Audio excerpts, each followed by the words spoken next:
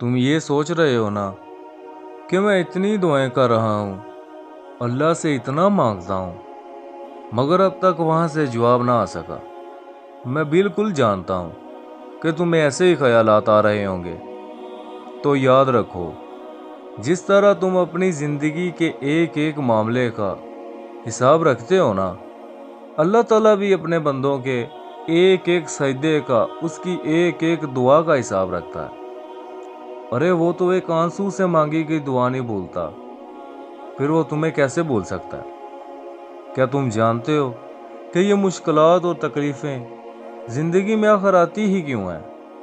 تو سنو، جو دکھ ہوتا ہے نا، اس کے پیچھے بڑی وجوہات ہوتی ہیں، ہم معصوم انسان ان کو نہیں جان پاتے۔ یاد رکھو، اس دنیا میں کوئی انسان بھی ایسا نہیں گزرا جس پر مشکلات نہ آئی ہوں۔ اصل میں مشکلات اور دکھوں کا آ جانا اللہ کی طرف سے ہمارا ایک امتحان ہوتا ہے۔ جان لو کہ یہاں کچھ بھی اچانک نہیں ہو رہا، اس کائنات میں ایک پتا بھی اس کی مرضی کے بغیر نہیں ہلتا۔ در حقیقت جو ہوتا ہے نا، وہ اللہ کے علم میں پہلے سے ہوتا ہے۔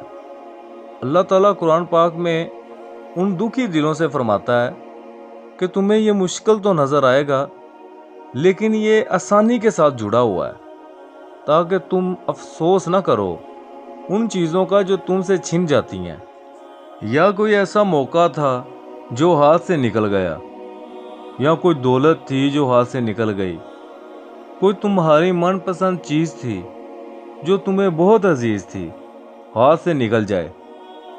تو سنو، میرا اللہ قرآن پاک میں خود فرماتا ہے کہ جو چیز تمہارے ہاتھ سے نکل جائے اس پر ہرگز غم نہ کرو، کیونکہ اگر تم افسوس کرو گے نا تو اس کا مطلب یہ ہے کہ تمہیں اللہ پر یقین نہیں ہے۔ اللہ فرماتا ہے کہ میں تمہاری قسمت اور تمہاری تقدیر تمہاری چاہت سے کہیں بڑھ کر لکھتا ہوں۔ غم مسلسل نہیں رہتا، یہ تو بس ایک امتحان ہے، اور جو جتنی بڑی آزمائش سے گزرتا ہے نا، وہ اتنا ہی زیادہ نوازا جاتا ہے۔ اگر تم یہ جاننا چاہتے ہو نا کہ اللہ کے راضی ہونے کی خاص نشانی کیا ہے، کہ اللہ تعالیٰ ہماری دعاؤں پر راضی ہے بھی کہ نہیں، تو سب سے پہلے ہمیشہ یہ بات یاد رکھنا کہ اللہ تعالیٰ جس انسان سے راضی نہ ہونا تو وہ اسے خود سے دور کر دیتا ہے اور اسے بے سکون کر دیتا ہے۔ جان لو کہ اللہ اس انسان کی پکار اتنی زیادہ عزیز رکھتا ہے جو اسے آنسوؤں سے یاد کرتا ہے۔ تمہیں پتہ ہے کہ اللہ تعالیٰ ایسے انسان کی پکار پر فوری کن کر دیتا ہے جو دکھوں میں اس کا شدت سے طلبگار رہتا ہے، اس کی رحمت کا صبر سے انتظار کرتا ہے۔